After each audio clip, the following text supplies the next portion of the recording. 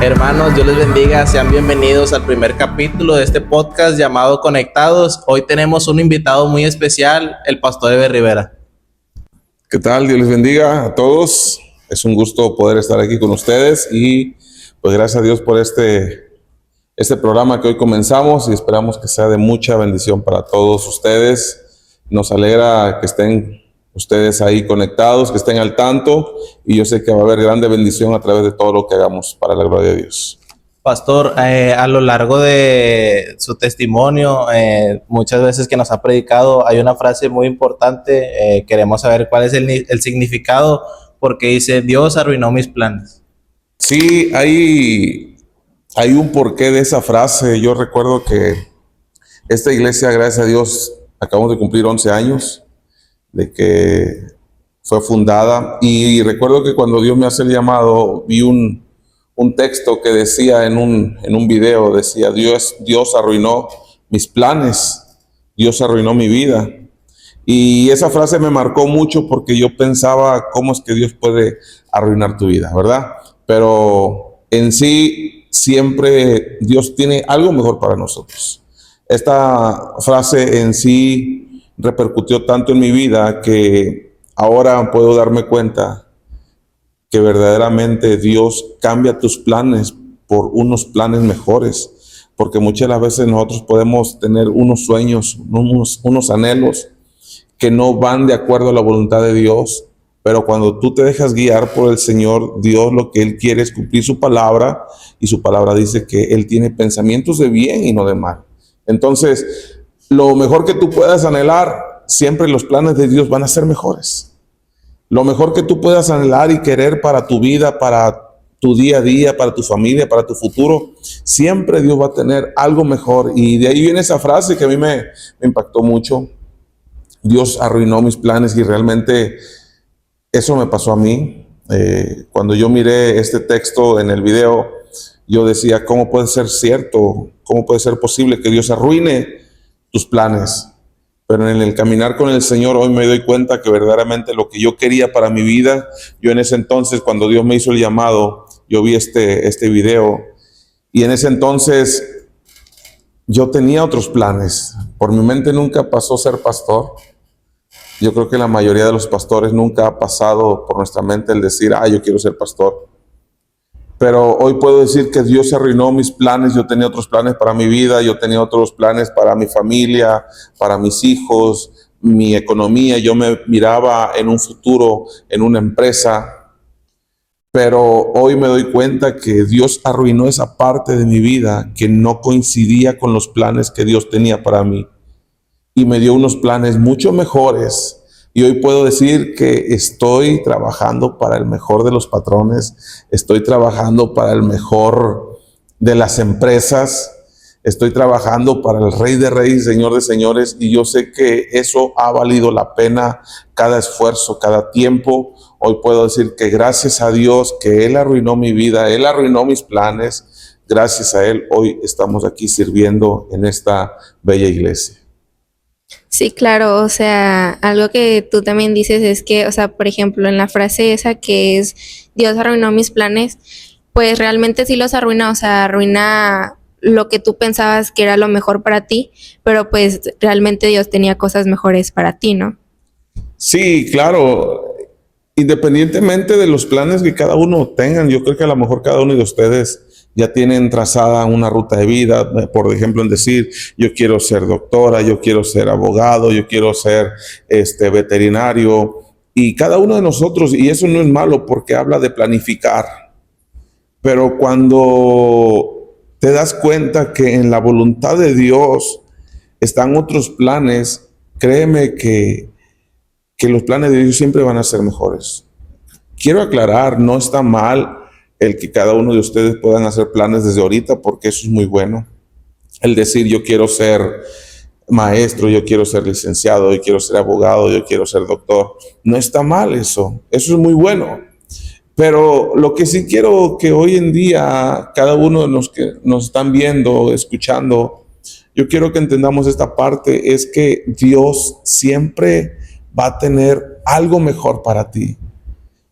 Hay un pasaje de la Biblia que dice, si nosotros los padres, siendo malos, sabemos darle cosas buenas a nuestros hijos, dice, ¿cuánto más el Padre Celestial? Y hoy la verdad puedo decir que me encanta que Dios haya arruinado mi vida y mis planes, porque a través de esos planes que Dios tenía hoy para mi vida, hoy bendito sea el Señor, Dios me ha permitido pisar varias naciones, tal vez no son muchas, pero a través de que Dios arruinó mi vida, Dios me permitió visitar varias naciones como el país de Argentina, el país de Cuba, el país de Estados Unidos, y eso es gracias a que Dios cumplió sus planes en mi vida, ¿sí? Y así lo dice la palabra, dice, Jehová cumplirá su propósito en mí. Y yo creo que cuando tú dejas que Dios cumpla sus planes en tu vida, alégrate porque ciertamente Dios tiene cosas grandes, bellas y maravillosas que enseñarles. Así es. Y bueno, para que las personas también te puedan conocer un poco mejor, ¿quién es Ever Rivera? ¿Soy yo? Soy nacido en Veracruz, decía un pastor, soy de Tierra Santa, amén, allá donde fluye leche y miel. La misma frase lo dice, solo Veracruz es bello. Y soy el mayor de mis hermanos, somos 4 hermanos, estoy felizmente casado, ¿verdad? Mi esposa Reina González y mis 3 hijos, que amo con todo mi corazón. Y actualmente Ever Rivera pues es pastor de esta iglesia hermosa que es Peniel. Usted dijo que viene de Veracruz. ¿Cómo vino a llegar aquí a Monterrey? Yo llegué aquí a Monterrey ya hace muchos años. Llegué en el 2003. Recuerdo mucho porque en ese año los Rayados quedaron campeones contra el Morelia, creo. Y eso fue en julio, y en agosto yo estaba llegando aquí a Monterrey. Pero hace ya varios años, desde el 2003, que estoy aquí en Monterrey. Yo llegué a Monterrey con la intención, esto a lo mejor muchos no lo saben, y bueno, aprovecho la ocasión para mencionarlo. Yo llegué aquí a Monterrey con la esperanza de seguir estudiando y de terminar mi carrera. Yo antes de venirme a Monterrey, yo vivía en la ciudad de Poza Rica y estaba estudiando en el Tecnológico de Poza Rica, la carrera de ingeniero en sistemas. Solamente pude hacer un semestre allá. Me vine para Monterrey a querer terminar la escuela. Monterrey, una ciudad muy próspera, muy bendecida de parte del Señor. Y esa era mi intención, terminar de estudiar, terminar mi carrera, trabajar. Y bueno, me vine yo para acá, a esta ciudad muy hermosa, y no se pudo cumplir ese objetivo. No se cumplió el objetivo con el cual me vine a Monterrey, pero así fue como yo llegué a esta hermosa ciudad. ¿Y cómo de pasar de venir a la ciudad de Monterrey para terminar tu carrera, cómo llegaste a ser pastor? Algo totalmente opuesto a lo que tú tenías en mente. Sí, la verdad que, bueno, quien no me conoce, yo soy hijo de pastores. Mi papá, que fue por más de 30 años pastor en Asambleas de Dios. Y la verdad que eso de ser pastor, yo siempre lo dije, eso no es para mí. Porque yo como hijo de pastores, yo era el mayor y yo me daba cuenta de muchas cosas, muchas situaciones que viven los pastores hoy en día. Tantas circunstancias que atraviesan los pastores en el día a día, en el caminar con la iglesia. Y yo recuerdo que yo siempre decía, yo no quiero ser pastor. Las personas que me conocen y conocen a mi papá, ellos me decían, ¿por qué si tu papá es pastor, por qué tú no eres pastor? Y algo que yo he aprendido es de que el pastorado no se hereda. El pastorado no es como una plaza de maestros que dices, yo se la voy a dejar a mi hijo. Realmente el que está de pastor y ha aguantado el proceso es porque realmente Dios lo llamó. Entonces el pasar de el querer ser ingeniero a ser pastor nunca estuvo en mi mente. Y Recuerdo que en el 2015 hay un local por aquí abajo que yo renté para poder hacer un negocio para la familia. Había puesto yo inicialmente un cibercafé, pero antes de iniciar, yo puse ahí ese negocio, y antes de iniciar como iglesia, cuando empezamos en ese lugar, oramos por ese lugar. Y yo recuerdo firmemente y claramente que en ese lugar, cuando estábamos orando, ahí Dios me habló, porque yo creo en un Dios que habla, ¿sí? Un Dios que se manifiesta, un Dios que está vivo. Y en ese momento Dios me habló y estábamos orando por el lugar para que Dios trajera clientes, porque queríamos iniciar ahí un cibercafé, renta de computadoras. Y en ese lugar, cuando estábamos haciendo la oración, Dios me habla y audiblemente escuché su voz, me susurró al oído y me dijo: yo quiero que aquí se predique mi palabra. Y dejé pasar el tiempo, pero Dios volvió a inquietarme. Recuerdo que en ese momento, cuando Dios me habló, yo le dije al que era mi pastor en ese momento, le dije así, así, Dios me dijo, Dios me habló, y estoy seguro que era la voz de Dios. Y así fue como el Señor empezó a llamarme al pastorado. Cuando Dios me habla en ese momento, por mi mente nunca pasó: yo voy a ser el pastor de la iglesia, yo voy a ser el pastor en ese local. Nunca pasó por mi mente, sino que fueron pasando los meses y las semanas, y Dios seguía inquietando mi corazón, seguía hablándome y me seguía recordando la misma palabra: yo quiero que aquí se predique mi palabra. Y fue tan insistente Dios que llegó el momento que tuve que tomar la decisión de obedecer la voz de Dios. Y yo recuerdo que en ese entonces empezamos 3 familias, y eso tal vez no lo he platicado. Empezamos 3 familias. La vida del hermano Salvador, Dios bendiga su vida. Su esposa ya partió con el Señor. La familia del hermano Eddie también. Pero poco a poco Dios fue, yo lo digo de esta manera, Dios me fue acorralando, porque desde antemano yo les dije, yo no quería ser pastor.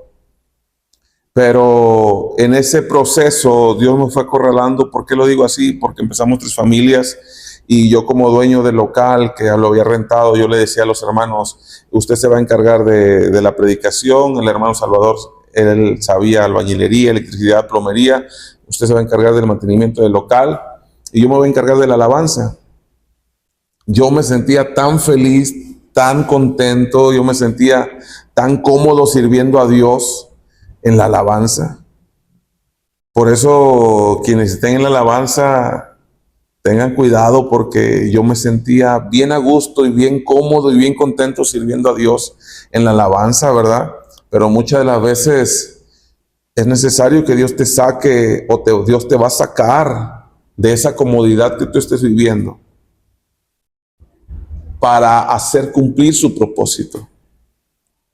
Muchas de las veces es necesario que Dios te saque de esa comodidad en la que has entrado y has caído. Yo me sentía muy cómodo sirviendo al Señor. Yo cantaba, yo ministraba, yo dirigía, yo tocaba el piano, y esa era mi vida. Ese era mi servicio al Señor, y siempre lo hice con pasión, y Dios lo sabe, siempre fue mi pasión servirle al Señor. Pero en ese momento yo delegaba responsabilidades, y yo le decía al hermano Salvador: usted se encarga del mantenimiento del local. El hermano Eddie, él se iba a encargar de predicar, y yo evadiendo la responsabilidad de ir al frente de la obra, y yo me encargo de la alabanza. Pero poco a poco Dios fue acomodando las cosas. El hermano Salvador se fue, el hermano Eddie se fue con su familia, y nos quedamos solos. Pero solos en teoría, porque ese era el propósito de Dios. Porque si ellos no se hubieran alejado, se hubieran salido, se hubieran movido de ese lugar, no se hubiera cumplido el propósito de Dios. Mas sin embargo, Dios hace cumplir su propósito. Es por eso que Dios me sacó de la comodidad, y yo sí lo digo, Dios me acorraló. ¿Por qué? Porque al yo ya no tener con quién contar, Dios me dijo en ese momento, y yo lo recuerdo muy bien, y sabe Dios que no miento. En ese momento Dios me dijo, ¿y ahora a quién vas a poner? Y después de esas palabras, escuché una voz que me dijo, te toca a ti, tú sigues. Y fue cuando yo entendí que era Dios el que me estaba llamando. Y por eso a la pregunta que me hacías ahorita, ¿cómo es que pasé de querer ser ingeniero a pastor?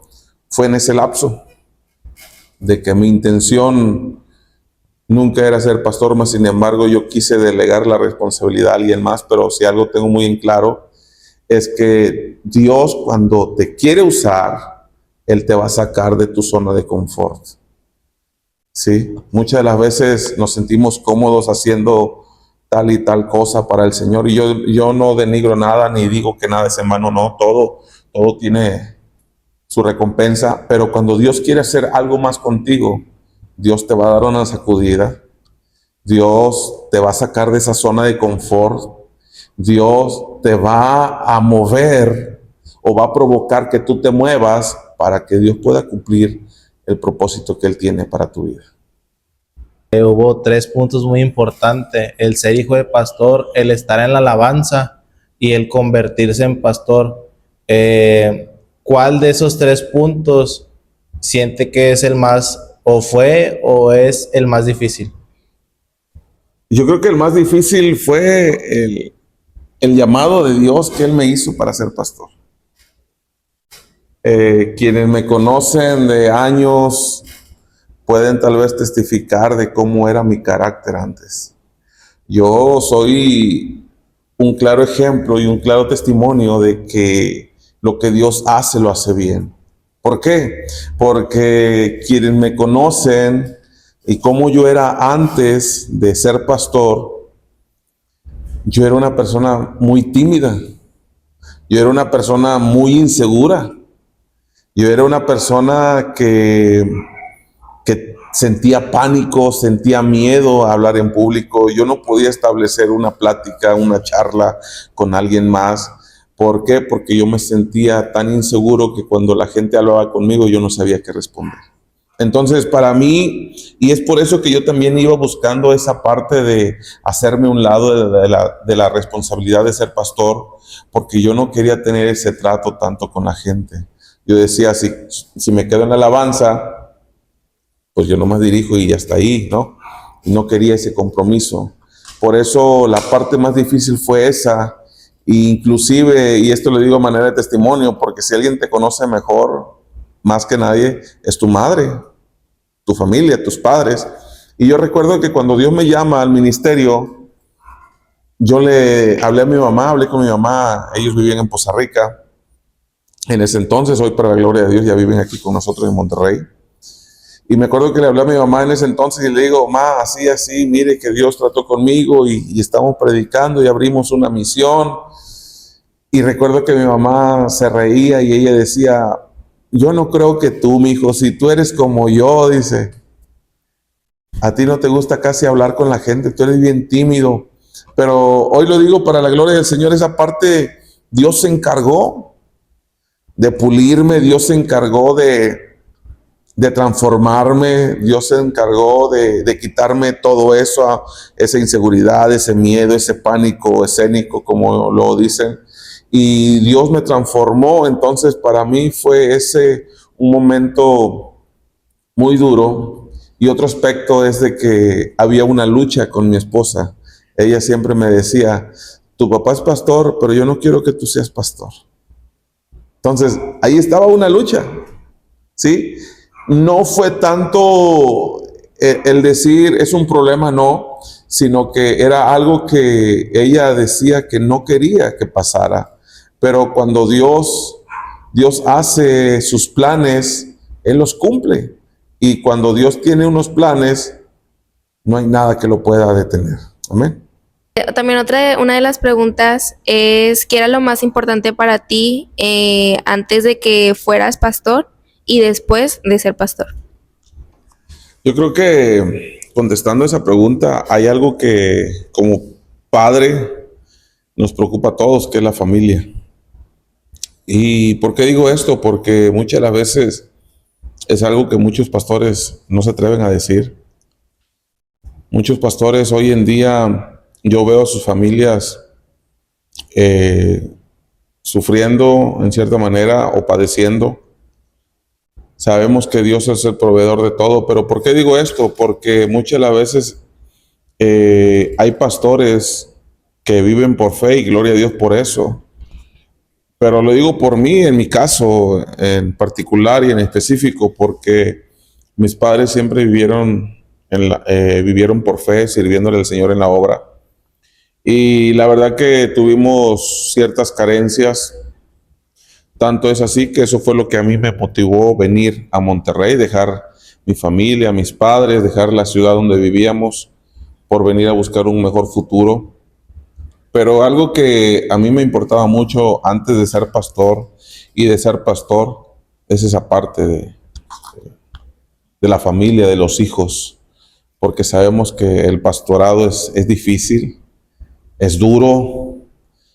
El vivir por fe es algo muy bonito que se disfruta, pero también es sufrido, porque muchas de las veces cuando, por decir algo, cuando en la empresa te dan tu pago, te dan tu aguinaldo, te dan tus utilidades y todos esos beneficios que te dan por ser un empleado o tener un trabajo, son cosas que muchas veces el pastor no disfruta, son cosas que muchas veces los hijos de pastores solamente les toca ver cómo alguien más sí disfruta, alguien más sí tiene.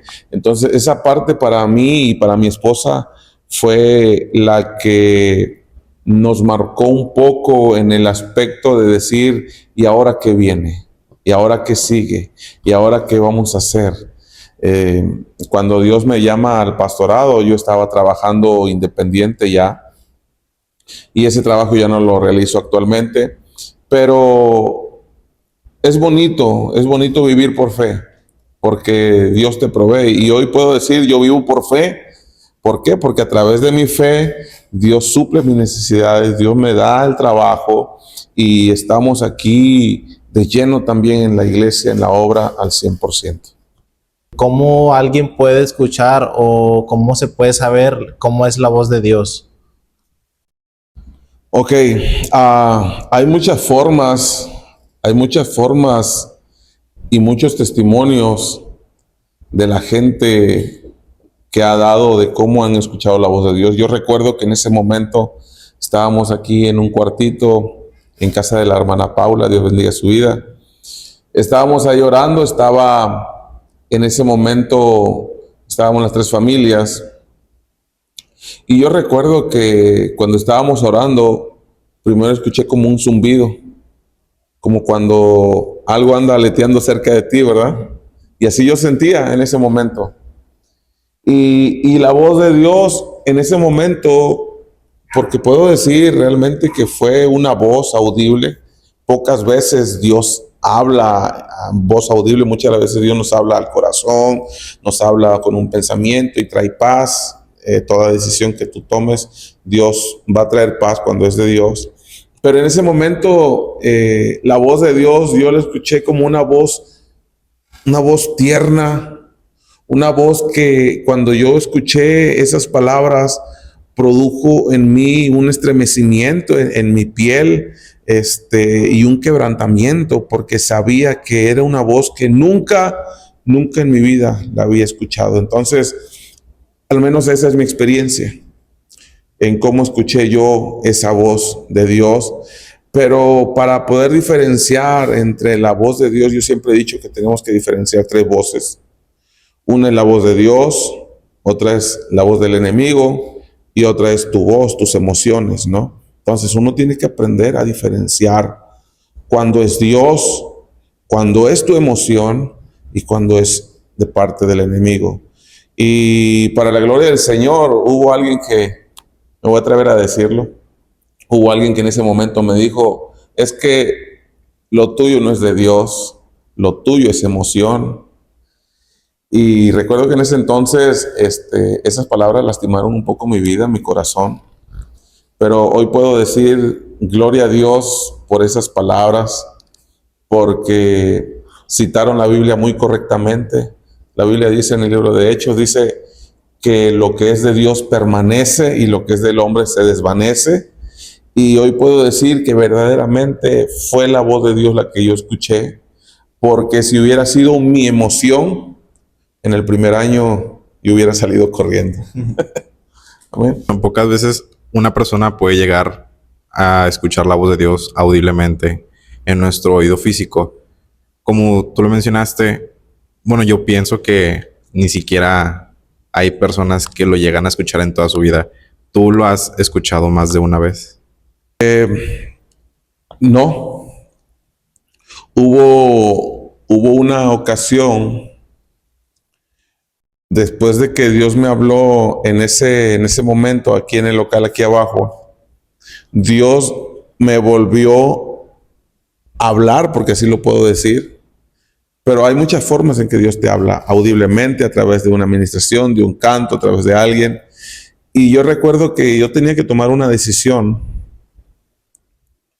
Y en esta ocasión yo puedo decir que también Dios me habló, pero de una forma diferente, porque yo tenía que tomar una decisión entre si creerle a Dios o creer lo que la gente me estaba diciendo en ese momento, que era emoción. Y yo recuerdo que esta fue mi segunda experiencia con el Señor, muy hermosa, porque yo recuerdo que doblé mis rodillas ahí en mi cama, estaba postrado sobre mi cama y yo estaba hablando con el Señor, le decía, Señor, ¿qué hago? ¿Qué decisión tomo? Y hubo algo que me dijo en mi interior, como si me estuvieran hablando así por dentro, o no sé cómo explicarlo, pero en ese momento sentí una palabra que corría por dentro de mi ser y me decía, abre tu Biblia. Y yo tenía mi Biblia ahí, estaba orando, tenía mi momento de comunión con el Señor, estaba orando y tenía la Biblia ahí a un lado. Y yo en mi oración, yo le decía al Señor, ¿qué decisión tomo? El hombre me dice que no es tiempo, me dicen que es emoción. Tú me estás diciendo que quieres que se predique tu palabra. Y hubo en ese momento una palabra que corrió por todo mi cuerpo y que me decía, abre tu Biblia. Y en ese momento yo obedecí a esa voz, abrí mi Biblia y no es casualmente, sino que el Señor tenía una palabra que darme. Por eso dice la palabra del Señor que toda la escritura es inspirada por Dios y es útil. Cuando yo abro la Biblia, literalmente la abro ahí en el pasaje que Pablo le dice a Timoteo, dice, yo te insto a que prediques en tiempo y fuera de tiempo. Y sentí cómo Dios me estaba hablando a través de esa palabra, a través de ese texto. Yo sentía que era Dios mismo hablándome. No fue en esta vez no fue con voz audible, pero fue de una forma muy sobrenatural, que yo puedo decir literalmente, y yo creo que a muchos nos ha pasado, que cuando hemos tenido alguna necesidad o hemos tenido algún problema, alguna lucha, alguna carga y has querido una palabra de parte del Señor, yo creo que muchos hemos pasado por esa parte de que abrimos la Biblia y Dios te da el texto que tú necesitas en ese momento, ¿verdad? Pero es cierto, hay mucha gente que no ha tenido esa experiencia de escuchar la voz audible con el Señor, pero sí creo que Dios sigue hablando hasta el día de hoy. ¿Qué experiencia marcó, pues, tu vida en este ministerio? Pues sí, o sea, ¿hay alguna experiencia que te haya marcado mucho, que la tengas muy presente en tu vida? Sí, hace ya yo creo que 11 años, el primer año nos tocó celebrar el primer aniversario ahí en el local donde empezamos aquí abajo, en la casa de la hermana Paula. Y al siguiente año teníamos ya que salir de ese lugar. Y hubo algo que marcó mi vida y que hasta el día de hoy yo le sigo agradecido al Señor. Dios ya tenía todo preparado, porque cuando Dios quiere moverte, cuando Dios quiere usarte, cuando Dios quiere hacer algo contigo, yo tengo bien claro que Dios nunca va a improvisar. Dios siempre tiene ya el plan trazado de lo que va a pasar en el siguiente año, lo que va a pasar después de 3 años, lo que va a pasar a los 10 años. Dios ya lo tiene todo planeado, Dios ya lo tiene todo previsto. ¿Por qué digo esto? Porque cuando teníamos que salir del lugar donde empezamos y abandonar ese local, Dios me da una palabra Y así como la palabra que me dio cuando me dijo, sentí la voz del interior que me decía, abre tu Biblia.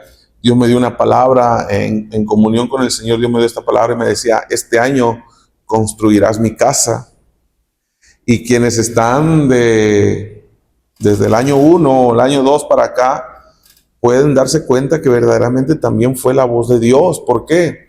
Porque cuando es Dios el que te da la palabra, Dios la cumple. ¿Sí? Muchas de las veces hoy en día se acostumbra a decir, es que Dios me dijo, es que Dios esto, y Dios no ha dicho nada, y no se cumple la palabra. Pero cuando la palabra viene de parte de Dios, Dios la cumple. Entonces, algo que me marcó mucho fue, después del primer año, estábamos celebrando el aniversario, y después se me notificó que teníamos que abandonar a cierto tiempo ese lugar, y Dios me da esa palabra. Este año estábamos por terminar el año, estábamos yo creo que por octubre, y Dios me hace sentir que al siguiente año me decía, en este año vas a construir mi casa. Y de repente había como que un poco de duda, porque yo decía, pues, ¿a dónde nos vamos a ir? Entonces yo les dije ahorita, Dios tiene ya todo en control. ¿Por qué? Porque cuando Dios quiere usarte, Él ya tiene el plan trazado, de principio a final. Dios te da la visión, Dios te da la provisión y Dios te envía todo lo que tú necesitas. Entonces, algo que marcó mi vida es esto, de que cuando nos piden ese lugar, Dios ya tenía este lugar destinado para que aquí pudiéramos edificar la casa de Dios. ¿Por qué? Porque este lugar, Dios usó la vida de nuestra hermana Vicky, la mamá de nuestra hermana Lulú, y este lugar nos fue donado por la hermana, y eso marcó mucho mi vida, porque pude ver y constatar que verdaderamente era la voluntad de Dios, era la voz de Dios la que yo escuché. ¿Por qué? Porque Dios cumplió su palabra, y en ese año Dios nos permitió edificar este templo que hoy estamos disfrutando. Hay algunos detalles que seguir avanzando y creciendo, expandiéndonos hacia lo que viene adelante, pero eso marcó mi vida en el ministerio. Ha sido fundador y organizador de los eventos que han sido el Monterrey para Cristo. ¿Cómo nace el Monterrey para Cristo? Muy buena pregunta.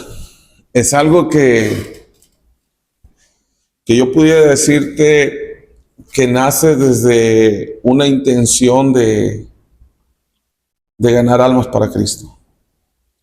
Nace desde un corazón, yo lo puedo decir, y quienes me conocen yo creo que pueden dar testimonio de lo que digo y dar fe de lo que digo. Nace desde un corazón apasionado por predicar la palabra del Señor.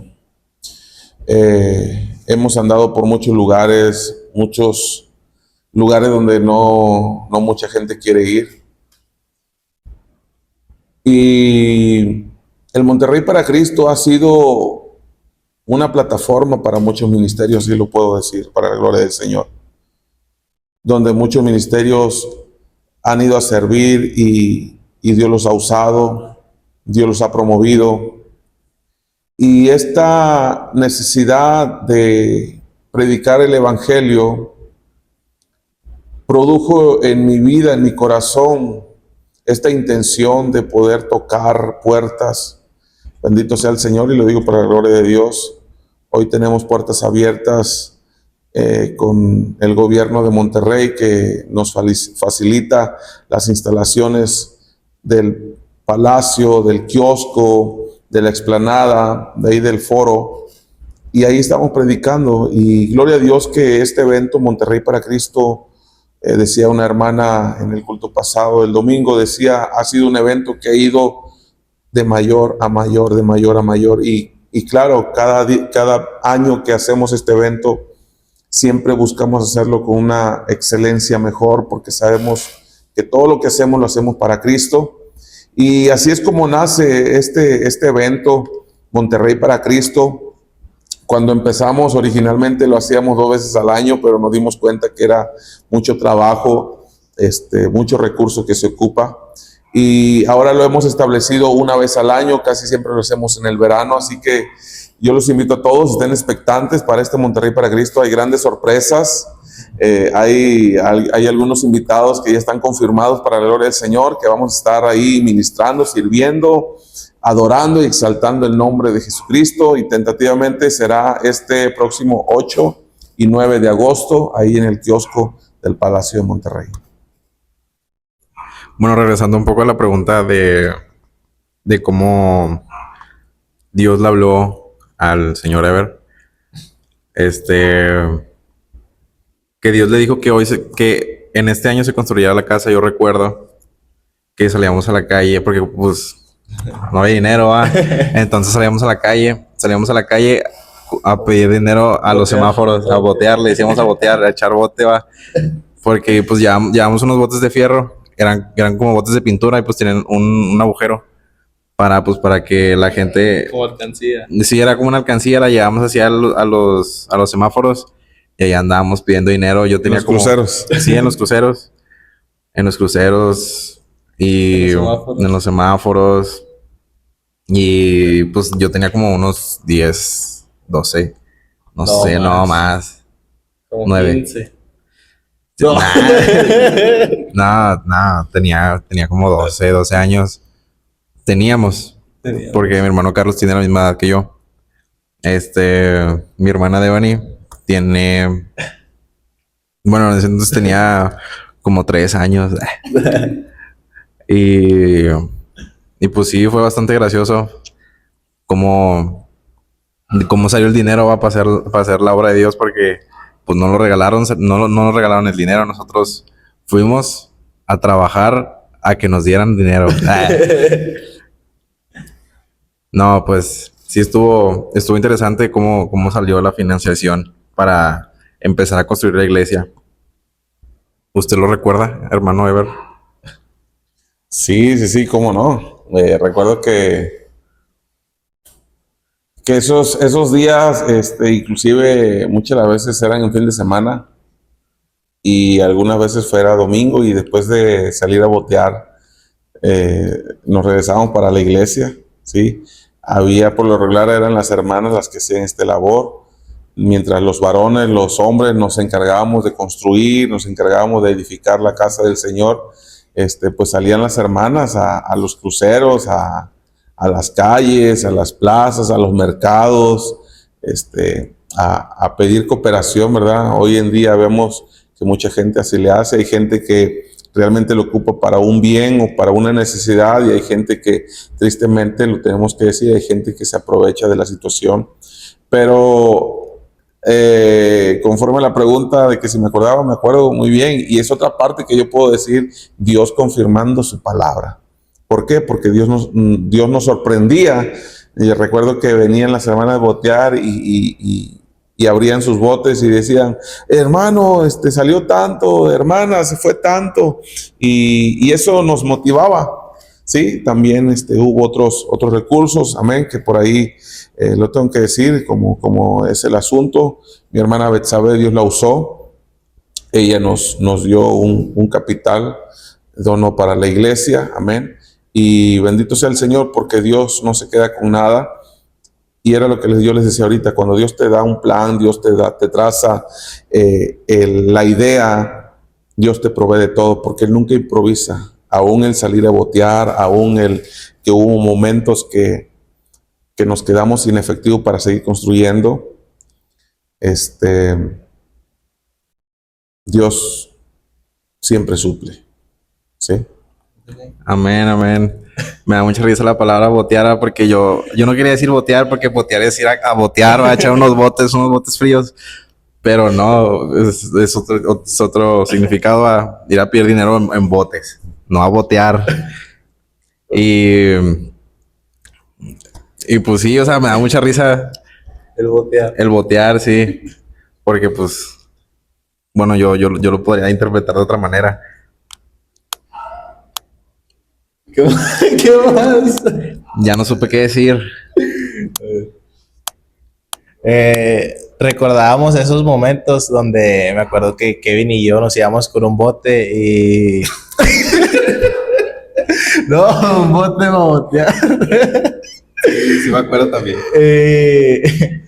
Y eran momentos muy bonitos porque creo que los dos lo hacíamos sin pena. Éramos unos niños y lo hacíamos sin pena porque sabíamos que era para Dios. Muchas veces nos acompañó, pues se puede decir que la mamá de Kevin y mi mamá, pero creo que nos dejaban a nosotros dos solos, a que nosotros también hiciéramos la labor esa, porque pues muchas veces se puede decir que no, que los niños no pueden servir, pero nosotros con esa intención que teníamos, que era para la iglesia, lo veíamos como una forma muy bonita. Ahora recordando su niñez, ¿cómo fue ser hijo de pastor? Híjole, para contestarte esa pregunta, sería seguir contestando la pregunta de Devani, que ella me hizo, ¿cuál fue la parte más difícil como pastor? ¿Por qué? Porque cuando yo le contestaba esa pregunta a Devani, yo decía, la parte más difícil eran mis hijos, mi familia. Y una anécdota así rapidito, en mi niñez yo me acuerdo que me pasé muchos años escribiéndole a Santa Claus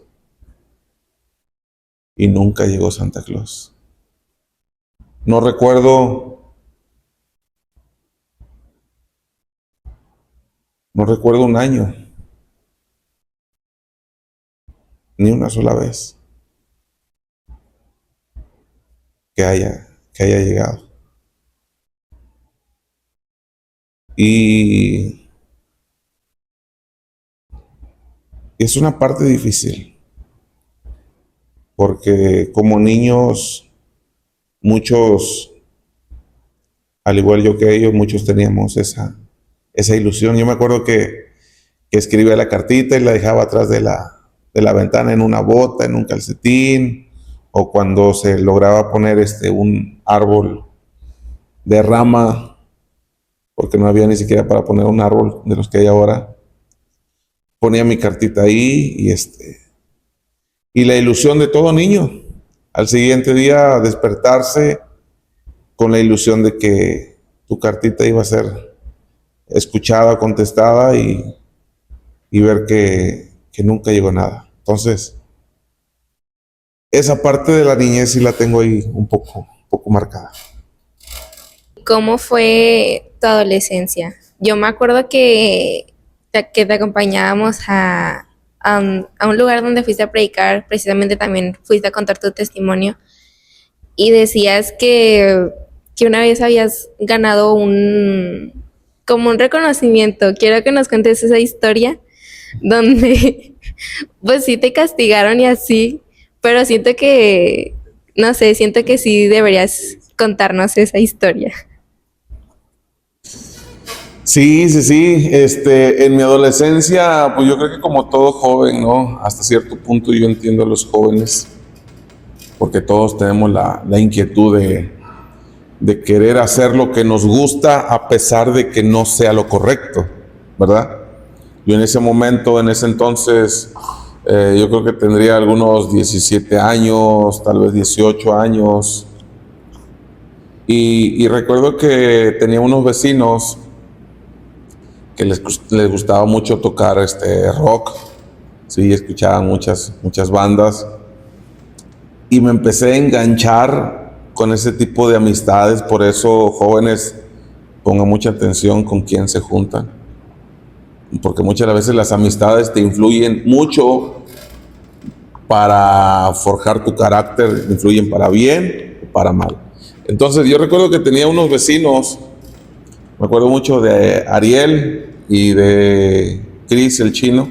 Ese no era mi vecino, pero vivía por ahí cerca en otra colonia. Y me acuerdo que me invitaban a tocar con ellos. Yo el primer instrumento que aprendí a tocar fue el bajo. Y me nació la curiosidad de tocar con ellos. Yo lo digo para mi vergüenza. Siendo hijo de pastor, hay veces me iba a tocar a lugares que no debía haber pisado, pero hoy lo digo para la gloria de Dios. Dios me guardó porque Él tenía un propósito. Pero estuvo en mí esa inquietud y estuvimos tocando por algún tiempo en varios lugares, en varias plazas. en varias discotecas, donde ya el grupo era reconocido. Me evito el nombre del grupo para no darle publicidad. Pero recuerdo que pasado el tiempo llegó el concurso de unas bandas de toda la ciudad de Poza Rica.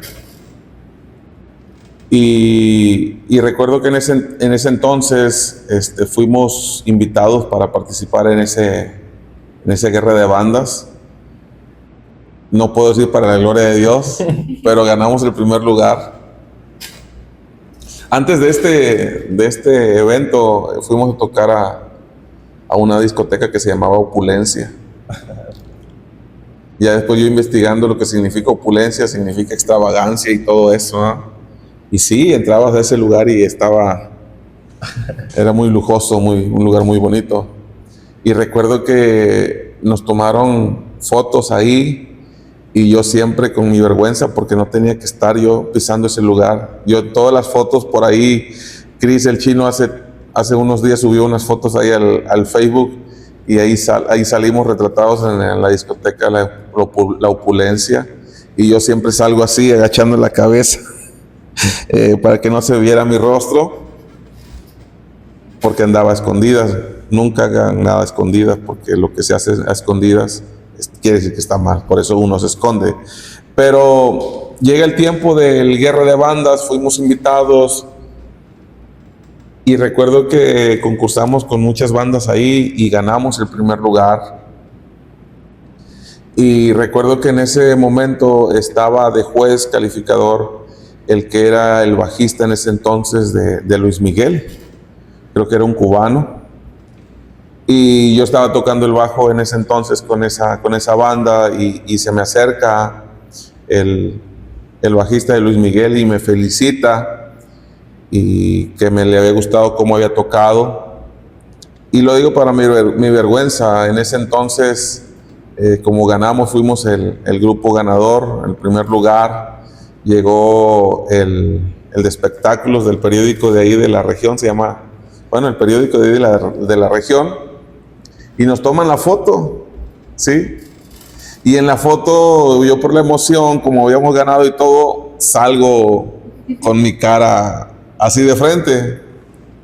Y recuerdo que al siguiente día, eso fue yo creo que un sábado, un domingo, y al siguiente día, pues le llevan el periódico al contador de la editora, ¿verdad? Le llevan el periódico y el contador de ese periódico, era el tesorero general de la iglesia. Entonces, cuando le llevan el periódico al tesorero general de la iglesia, empieza a hojearlo, ya me lo imagino yo hojeando su periódico en su oficina con un café y la computadora prendida, y empieza a hojearlo y llega a la parte de espectáculos, y en primera plana de espectáculos estaba el hijo del pastor retratado con la banda, ¿sí?, que habían ganado el primer lugar. Para no hacerles tan largo la historia, eso me costó una disciplina de 3 meses en la iglesia. Y gloria a Dios por la disciplina es buena. Porque en ese momento, cuando yo pasé por la disciplina, aprendí a valorar el lugar. Ese lugar que hoy muchos de nosotros ocupamos y hay veces no se valora, no se le da la importancia. Es un lugar muy privilegiado, que cuando yo miraba el piano solo y no lo estaba tocando, yo decía, por mi culpa. Cuando yo tenía deseo de subir, yo no podía porque yo la había regado, porque yo había fallado, porque yo había cometido algo que no debía haber hecho. Entonces, por eso todo lo que se hace a escondidas, lo hace a escondidas porque quiere decir que no está bien, ¿verdad? Entonces, esa es mi anécdota ahí con ese grupo. Y ahora, eso de disciplina por 3 meses, ¿qué era? ¿Eran unas lagartijas o unas sentadillas? ¿Qué es disciplina? Además de que no subías a tocar el instrumento que estaba en la alabanza. La disciplina tiene que ver con un cambio de conducta. La disciplina tiene que ver con una regeneración, tiene que ver con arrepentimiento. La disciplina que se me fue impuesta era esa. Yo tenía que ser restaurado de dejar de hacer lo que yo estaba haciendo.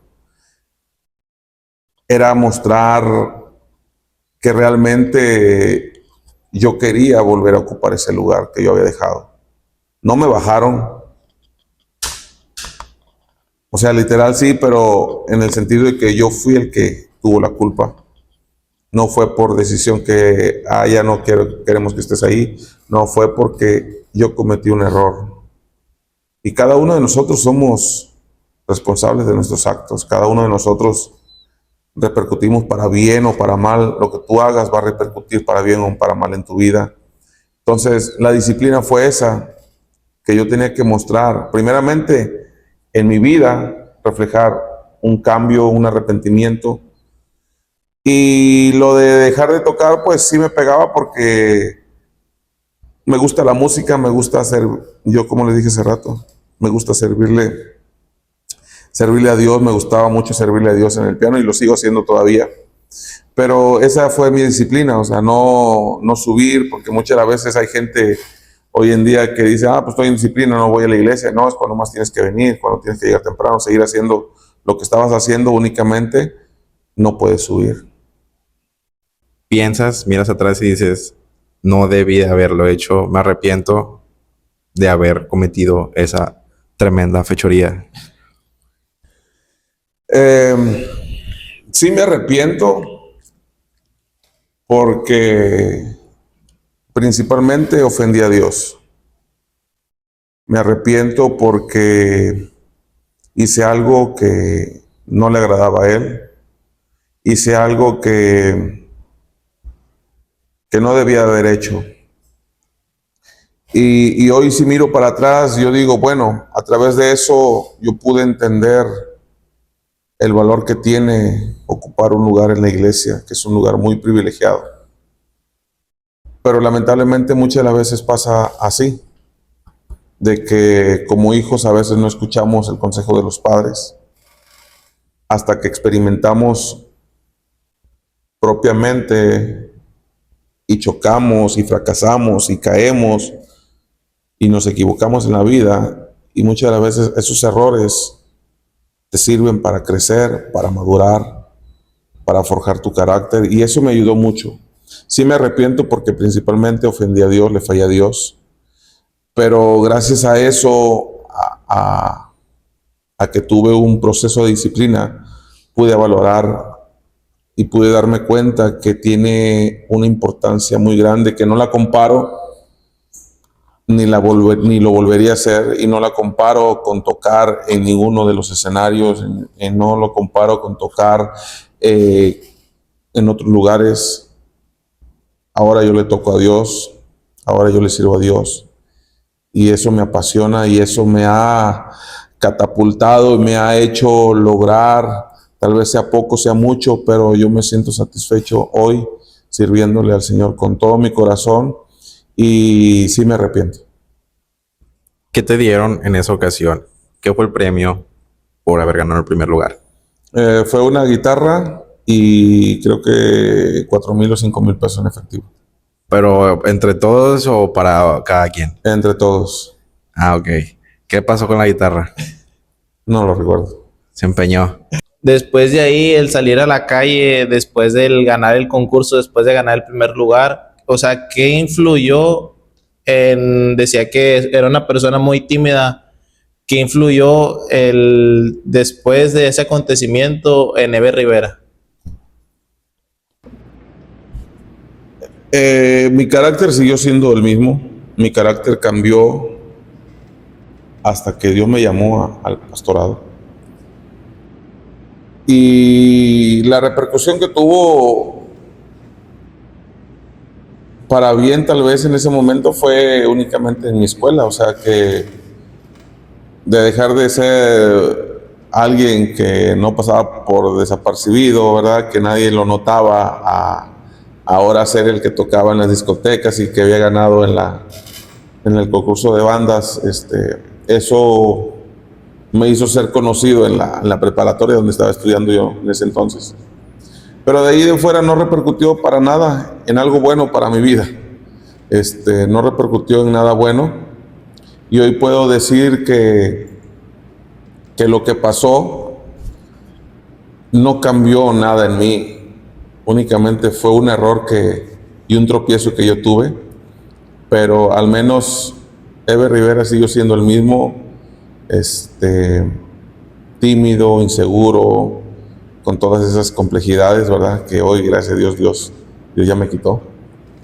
Dices que te hizo ser reconocido en tu entorno, ¿no? Lo que te rodea.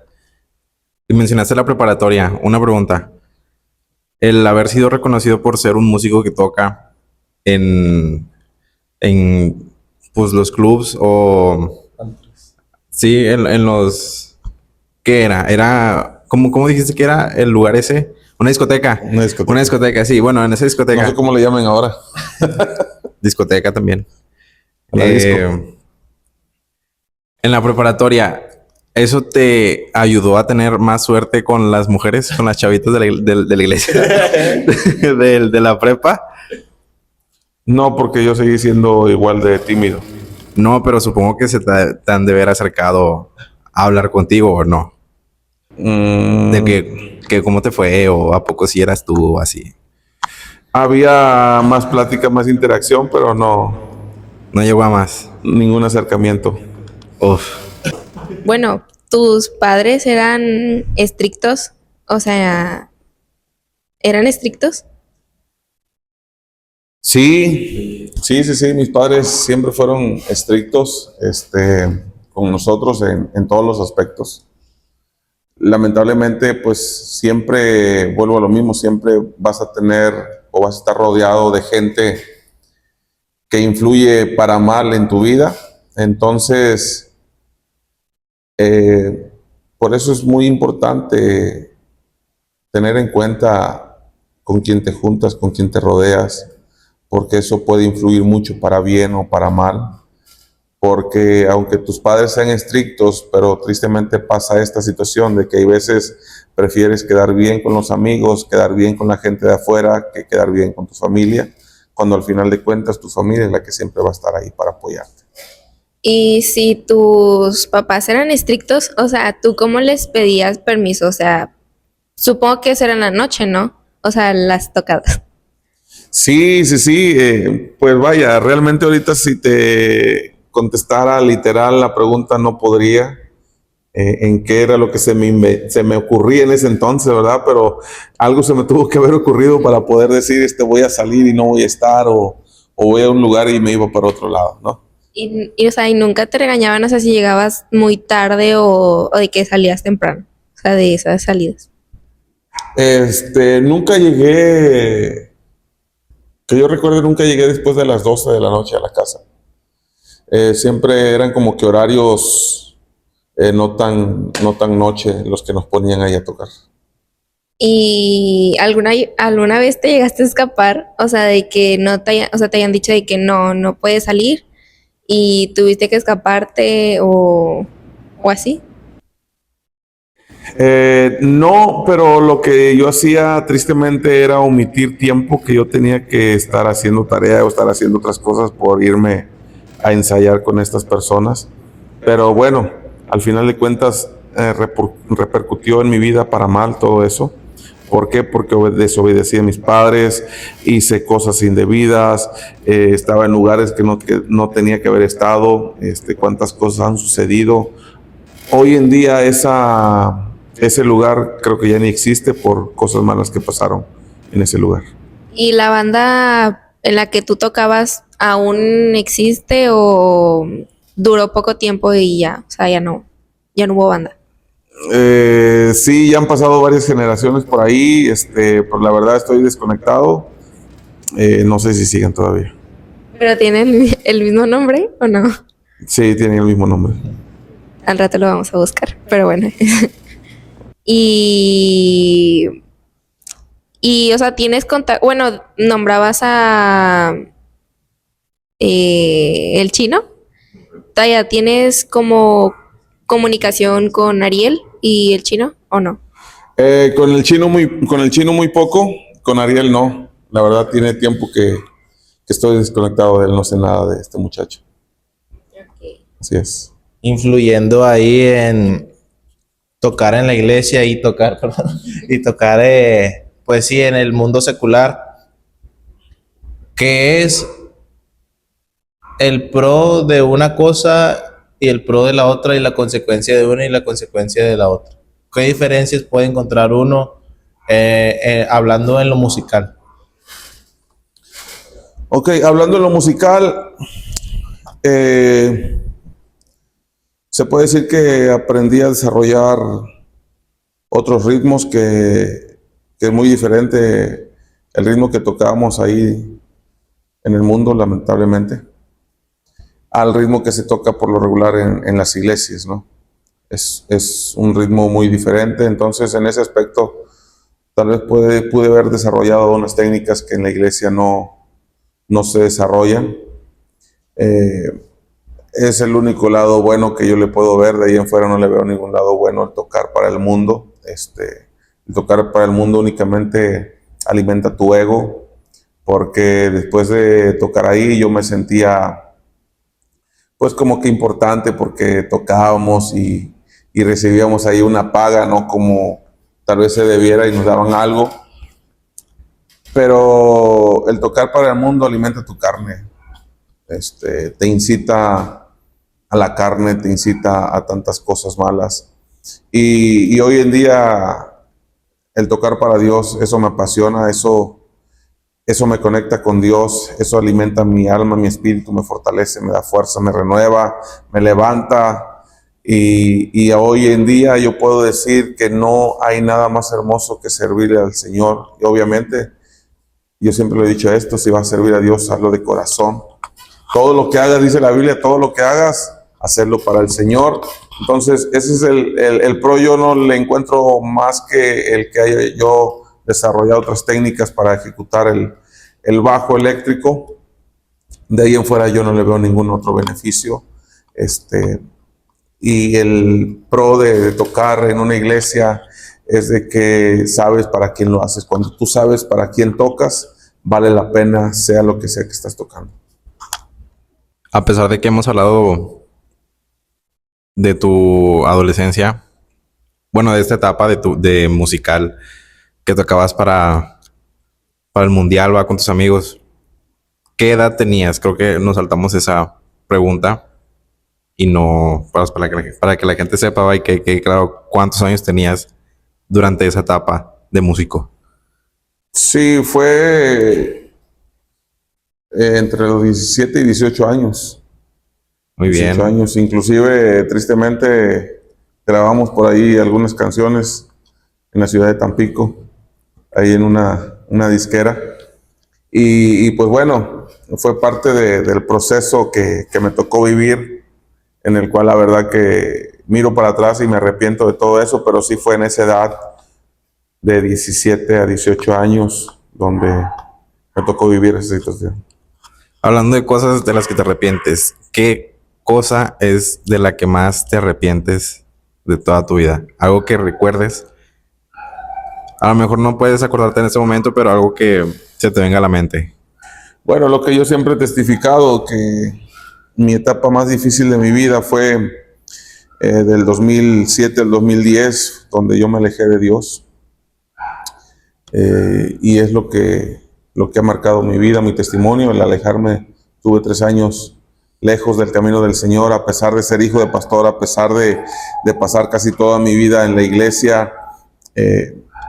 Dios trató conmigo, lo perdí todo en apariencia, toqué fondo, y eso provocó en mí el darme cuenta como el hijo pródigo. Yo siempre digo que soy ese hijo pródigo que me alejé de la casa de Dios, me alejé de la casa de mi padre, me alejé del lugar donde lo tenía todo, que es estar en la iglesia. Me alejé, me perdí, quise vivir mi vida, quise hacer mi vida, quise lograr lo que yo quería, lo logré, lo conseguí. Me di cuenta que eso no llenaba mi vida, que había un vacío en mi interior, y eso me provocó irme alejando más y más de Dios.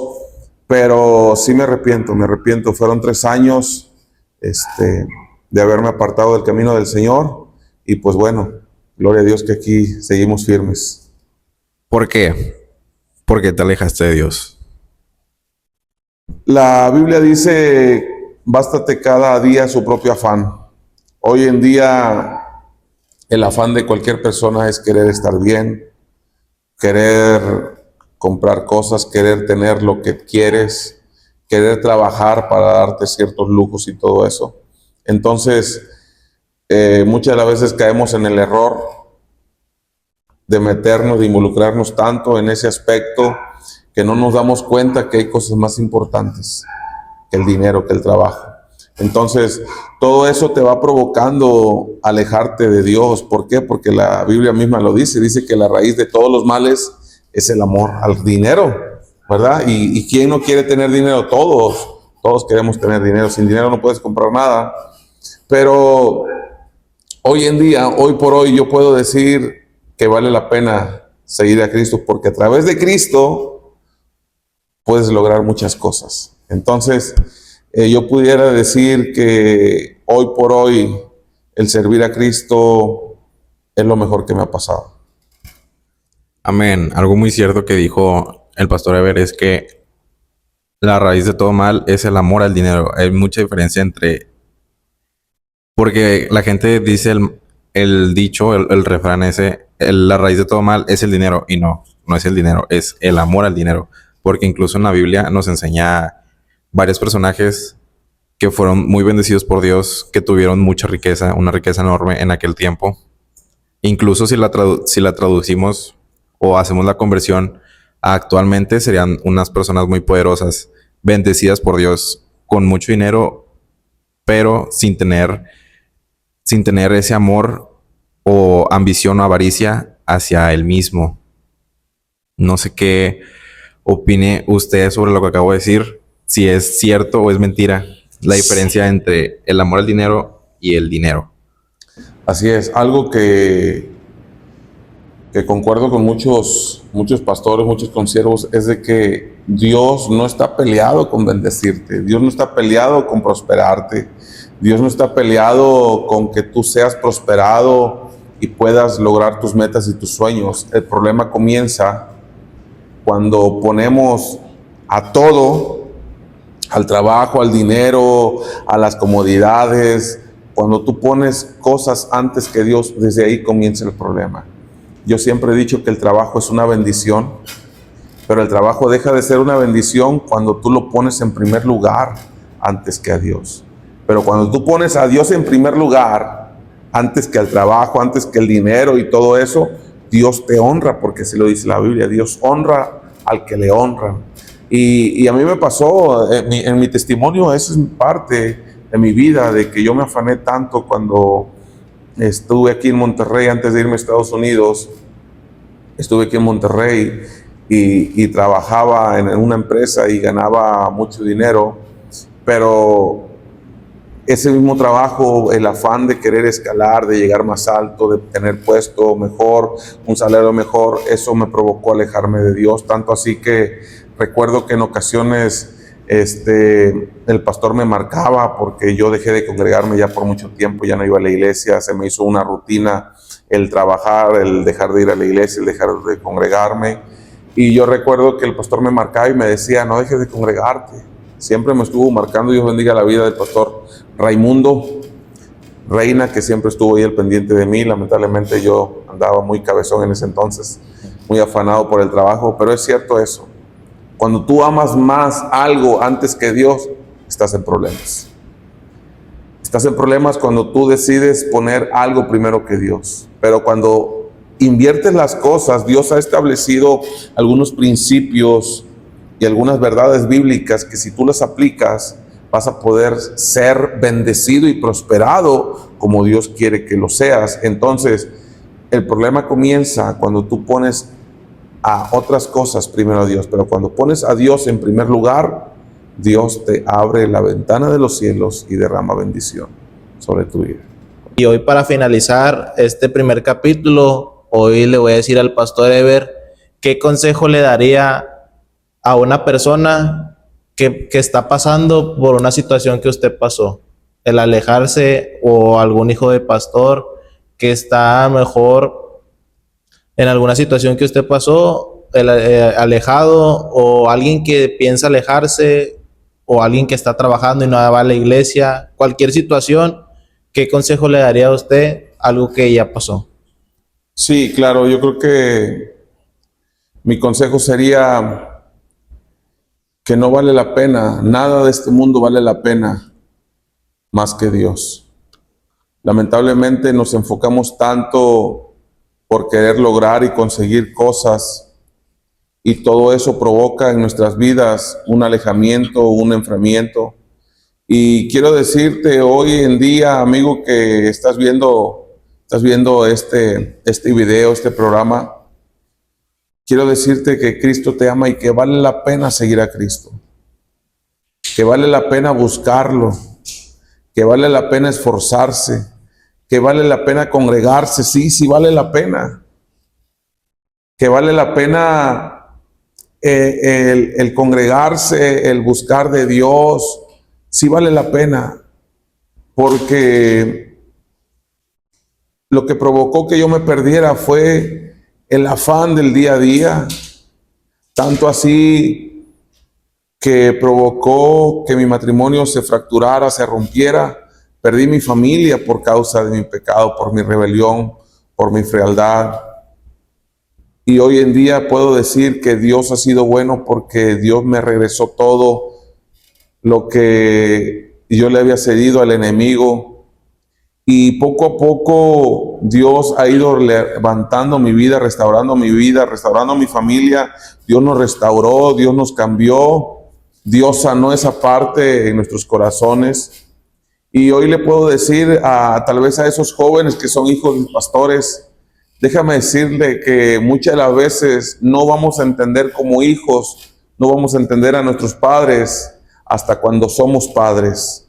Hoy yo puedo entender cada consejo que me daba mi papá y yo no lo entendía. Yo pensaba que no me quería, yo pensaba que lo hacía porque quería tenerme sometido hasta cierto punto, quería tenerme bajo su mando y en sujeción.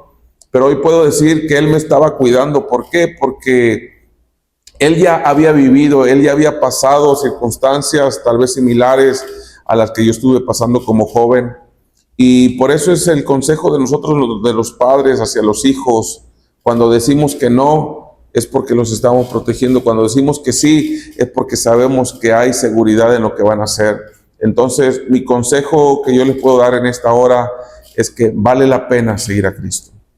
Vale la pena esforzarse, vale la pena buscar de Dios, vale la pena ponerlo en primer lugar. Yo quisiera dar testimonio de todo lo que Dios me ha bendecido por ponerlo en primer lugar, pero no estoy aquí para hablarte acerca de las bendiciones, estoy aquí para hablarte acerca de aquel que da las bendiciones, y el que da las bendiciones es Cristo Jesús.